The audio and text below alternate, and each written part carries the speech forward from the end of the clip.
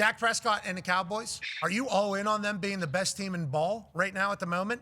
And are you all in on the fact that maybe the Lions aren't going to get it done this year? What is your kind of storyline about the two teams this evening? Lions favored by 3, Cowboys getting 78% of the bets and 83% of the money. So it feels like what the sports books feel like about tonight and the public who just watched on Thanksgiving, two very different outcomes for these teams, kind of seeing it differently. How do you see it, Dano? Yeah, bad matchup for Detroit. Detroit defensively wants to line up and play man coverage. If you line up and play man coverage tonight against this Dallas offense, I would throw it 40 times. You can't cover both CeeDee Lamb and George Pickens one-on-one. Detroit's just not healthy enough, not good enough to do that. What they've done, Dallas, ever since they've acquired George and he started to come on, they put George by himself. They put CeeDee away from him. And Dak Prescott goes, are you playing George Pickens one-on-one? If you are, I'm going to throw him the football. You're not good to cover him. If you want to favor George, if you want to lean towards George, then CeeDee's going to be the guy that gets the ball. And so one of the most important people to me for tonight for Detroit is Kelvin Shepard, their defensive coordinator. He's got to change scheme. He's got to play a little bit more zone, a little bit softer, give up yards, play great red zone defense. You just don't have the horses to defend this offense. Kansas City tried to, and you saw when it came push come to shove, they're just not good enough. Easier said than done, but you just can't play man coverage against this team. Yeah, I think the thing about Dak, playing the best ball he's ever played, and is it because he has another number 1 wide receiver? Like, is that kind of an expectation of Dak at this point? Like, we don't really talk about Dak as greatest quarterback in the NFL ever. Okay, I don't think that ever happens. Yeah, he's played at a high level for a couple years, but this is certainly as good as it's ever been. The best way I describe Dallas's offense is imagine the Bengals offense having a good offensive line and run game. Because with those two receivers and the way that Dak's playing, pass game wise, it is very similar to Cincinnati's, where you just sit there and go, you want to throw it every play because they're so good. But then you go, well, Cincinnati's offense has been just catch and throw football for years. That's not Dallas. Dallas will get under center. They'll go with some extreme play action. They'll move the launch point. They'll take their shots downfield. And then also it's a very good offensive line. And that's not what Cincinnati has. So for everybody at home, just imagine Joe Burrow, Jamar Chase, and T. Higgins with a diverse scheme and good offensive line. That's how difficult this offense is to handle. And Dak's a dog. We're learning that once again through Hard Knocks. I think we forgot because we don't really see much of Dak. He does his media, and then it's pretty guarded down there in Dallas. So we don't really. I feel like I don't really know much about him, even though I know that the Cowboys are on TV all the time. And I know the conversation is like that Dallas is not going to win. They're not going to be able to win. But then we watch Hard Knocks, and it's like Dak's a dude. Dak's a dude. Like, he is somebody that I think team would want to play for. And I like their trenches mentality or bunker mentality where they trade Mike away, who has certainly worked out. 5 years straight, first 5 years, 12 sacks at least. First player to ever do that in the history of the NFL. That was a cool moment whenever he was told that information with his entire family there. But they were said, you guys stink, you're not good. So they can really rally around that. It feels like they like Shoddy a lot as well. I don't know how much you're watching Hard Knocks, but it's like that building looks like a healthy place. That looks like a very healthy place right now whenever it was not being talked about like that at all, Dano. Yeah. I haven't seen the Hard Knocks yet. I saw some of the viral clips, like the moment between Dak and Jameis seemed like super cool. Just the fact that they have that relationship seems awesome.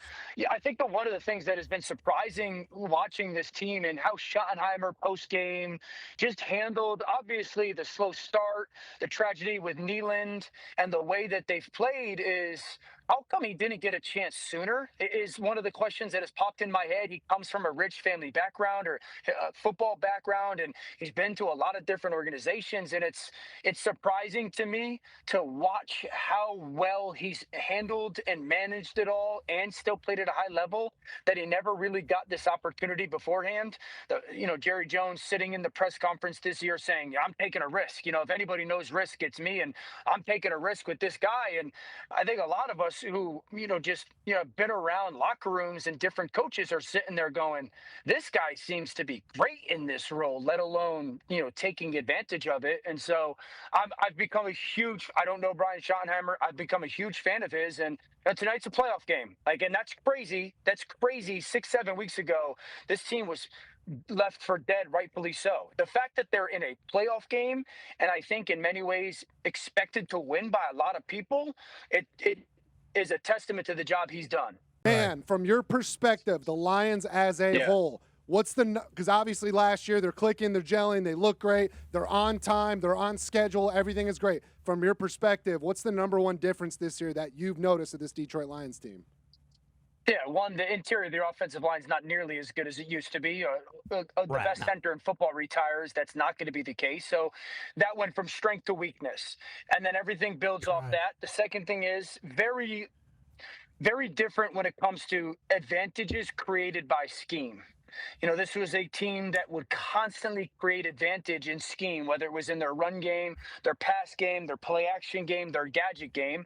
And it has not been the consistent case this year. There's been moments when it looked like it was trending that way, but not nearly consistent. This was an organization that was built up front. It was built through the trenches years ago when Brad Holmes took over, and it just has been a slow decline from the back end of last year into this year, and specifically on the interior of their offensive line. And then, Foxy, you got a quarterback that thrives when you protect him. When he's clean and he's got a pretty decent pocket, he could throw it with anybody. But when that's not the case, he's not the same quarterback. That doesn't mean he's still not a good player, but he needs that protection. He's not Patrick, he's not Lamar. And so when that team has, or that unit has taken a step back and you don't create as many advantages in scheme, then there's going to be a step back with the offensive performance. And so I would tell you tonight, though, tonight just like I think Dallas wins that game tonight, Foxy. But I will say this. Jeez. This feels like a game that Dan Campbell turns into a rugby match, not a track meet.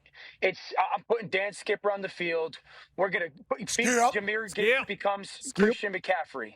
Like he becomes Christian McCaffrey. It's 30 to 35 touches. I don't care how they happen, but he's getting 30 to 35. If he goes over 200 all-purpose yards, I think that's the best way for Detroit to win.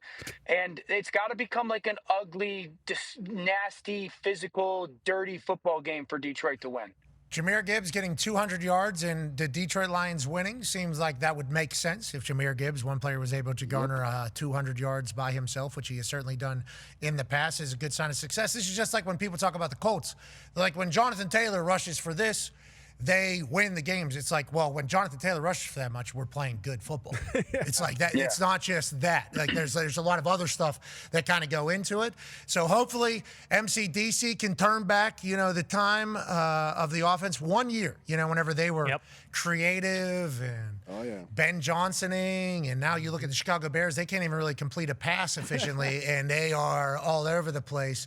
And now maybe it takes a year to kind of refresh that. Or tonight they beat the Dallas Cowboys and the Lions say we're all the way back. Let's talk about a couple of the other teams. I just mentioned the Colts there. We don't have to dive in all the way. We know the offense is different whenever Danny Dimes can't run. Now, I've been told he had friends at Duke who started a company who made a 3D printer protector for his leg. It wraps around it perfectly, so it pays to have smart friends, he says.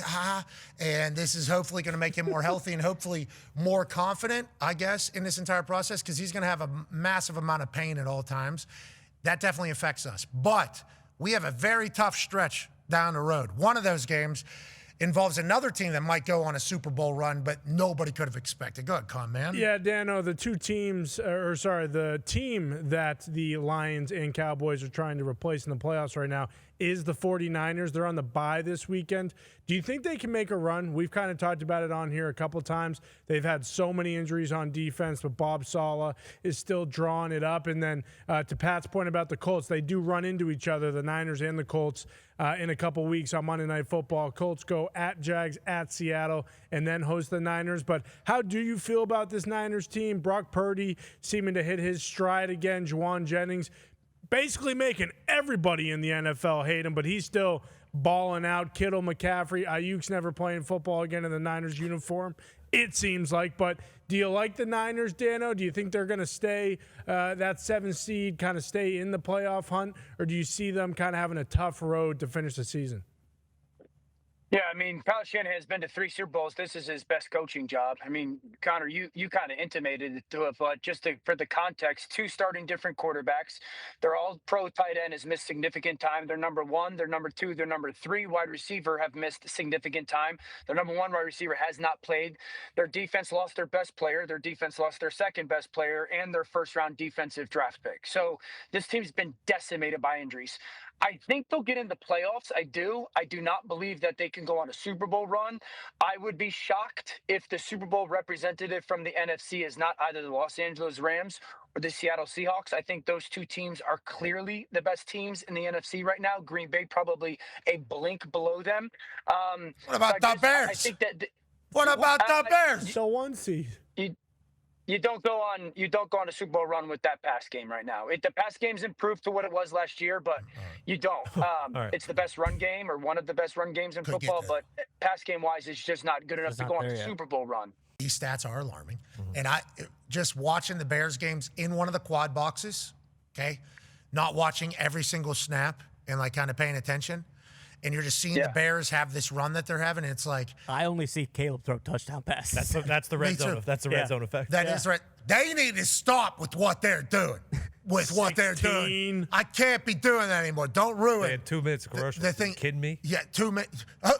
Too much, you say. 2 minutes. I'm not diving into it all. But Caleb Williams, I just have been assuming that he's been doing incredible stuff. Had the game winner where he gets the edge against the Giants, I think, a couple weeks back. Yep. And then he has all these incredible throws and everything like that. And then the stats start coming out, and then you hear Coach Ben Johnson say, like, hey, we're winning in spite of our pass game. I'm like, I don't know. I've seen some great passes. Pass game. Explosive. And then the stats start coming out, and it's like, oh, I guess on a play-to-play basis, he's just still not there yet. You know, like the timing of offense and being on time and hitting just like classic slant here, classic stop, like classic, those throws still not hitting at a majority of a clip. Is that what you're saying? And what are these stats are saying? Yeah, and it's all 11 of their offense in the pass game taking part. I would tell you it's route discipline, ball location. There's an incompletion that he has to the right sideline against Philly, which is a deep out to DJ Moore, and I think it encapsulates their pass game because you see a throw as the end result, and you go, gosh, Caleb, that ball's 2 yards behind DJ Moore. And I would sit here and tell you, well, when the ball leaves Caleb's hands, DJ goes like 6 more yards into his route. There's no way that should be the case. So is it Caleb's drops just a fraction too fast? Should he hold it and take another hitch? Does DJ go 1 revolution too much in his route and he therefore ends up deep, and therefore because the ball's out of the quarterback's hands so quickly is a missed throw rather than a completion? And so I think that they're still searching for the everybody being on the same page, details of the timing of the pass game, receivers. You know, I grew up with Mike Martz as a coach of mine, and he was notorious for saying as a receiver, be where you're supposed to be, when you're supposed to be there, never fool the quarterback. And it looks like at times that receiving corps is still searching to get that, and Caleb's trying to be on the same page as well. So he's improved. He's been clutch. He's made plays, has created way less problems for himself than he did last year.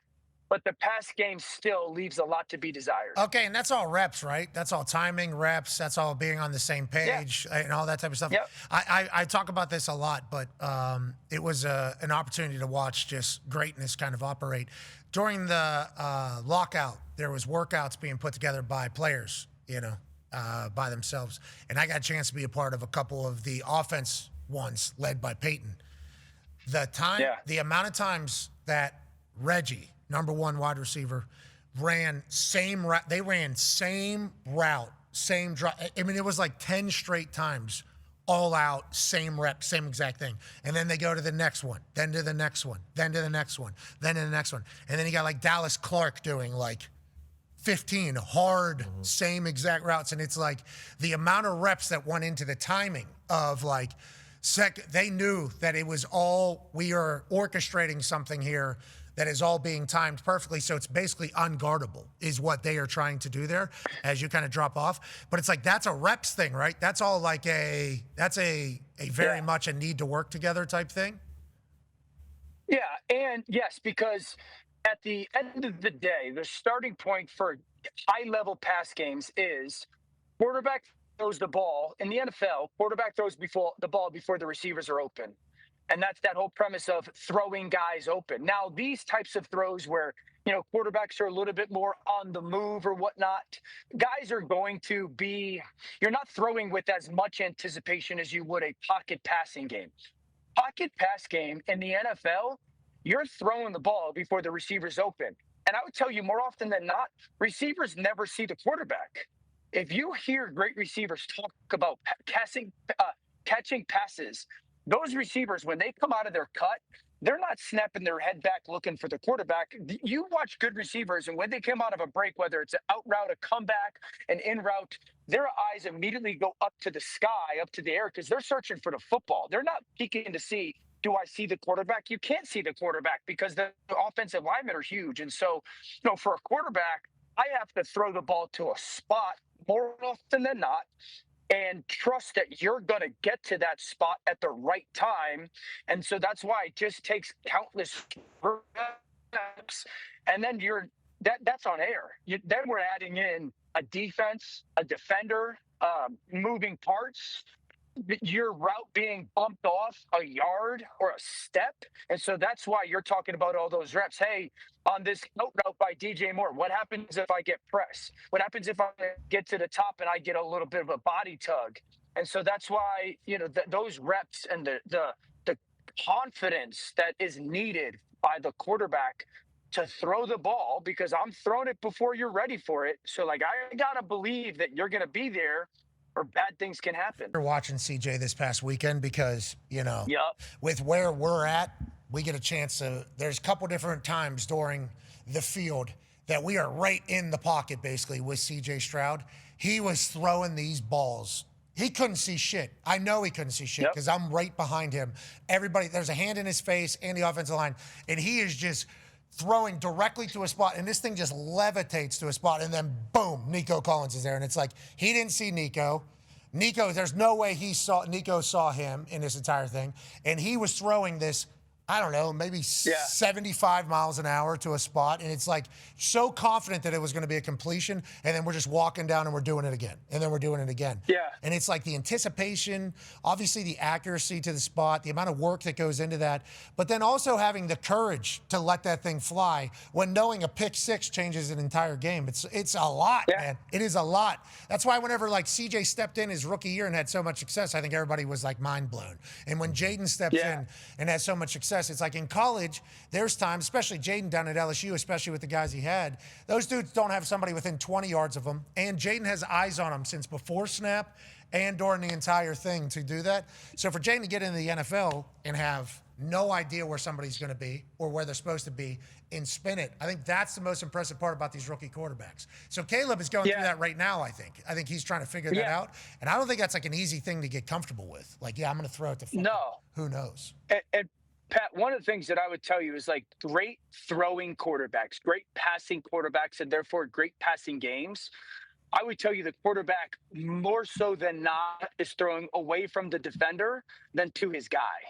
A lot of times quarterbacks, I don't want to sit here and tell you that they don't see the receiver, but against specific zone defenses, you're throwing more often than not, you're throwing away from defenders to a spot that that receiver is going to get to in that pass concept. And that's why you'll see Stafford be so capable of throwing no lookers, or Joe Burrow being so capable of throwing no lookers, is because they don't really need to see the receiver. I see the defender. And if this defender and that defender are there, I know where they're not, and I know where my guy is supposed to get to. But that takes thousands of reps. And it's going to take Caleb just time to get there. And that's when we hear people talk about the timing of a pass game. That's why it's not just, the in shorts, in the backyard or in the practice field. It's not just that timing of I'm running 12 steps on this in route and I'm going 5 steps on my drop back. It's okay. Well, if this defender, shoves me, it's just, there's so many different variables that can alter the timing of it. But I would tell you, most really high end passing quarterbacks really don't see receivers. They see defenders and throw away from them.